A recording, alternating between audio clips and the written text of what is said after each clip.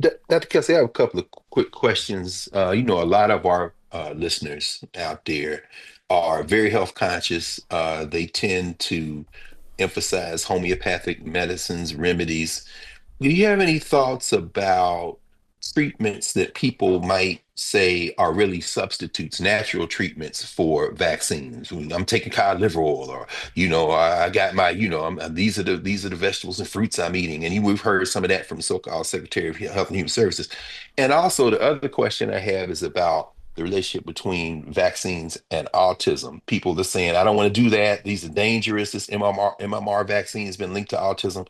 So, any thoughts about people who are saying, I want to take alternative remedies rather than get vaccinated, and about the safety of vaccines?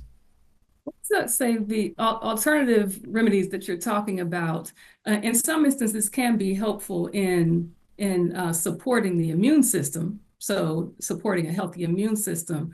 But they're quite different from a vaccine that is targeted, that are vaccines that are targeted against specific pathogens. So in this case, we're talking about measles.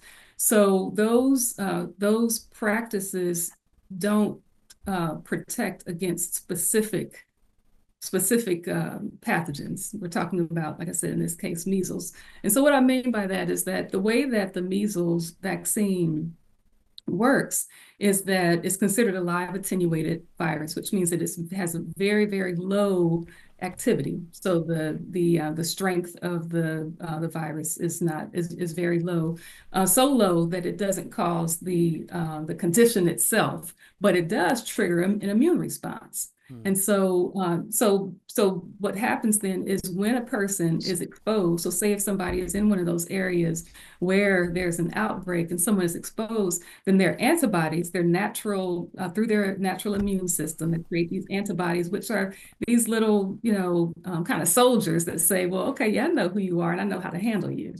That's kind of what what an antibody will do, and that's what and so then it protects the body against that virus so that you don't then develop the condition itself, and you don't then develop also the complications. So so I would say that that is kind of the difference between those practices. And so I guess what I'm saying is that both are important. Okay. Both, Okay, okay. yeah, Hmm. both can be useful. One in terms of supporting a healthy immune system. The other one that's more targeted. The other being vaccines being more targeted to specific conditions, to specific diseases or It's viruses. not, it's not either or. It's not either or.